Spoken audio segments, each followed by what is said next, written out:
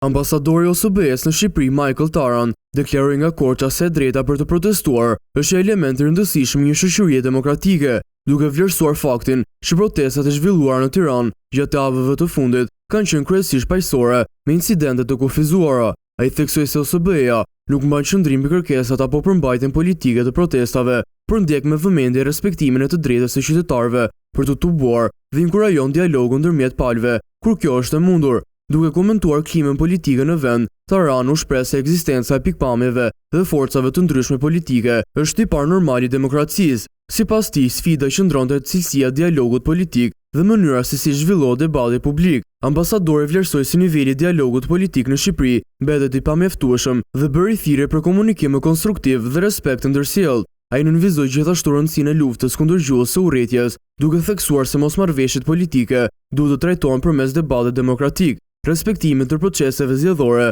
dhe dialogut institucional.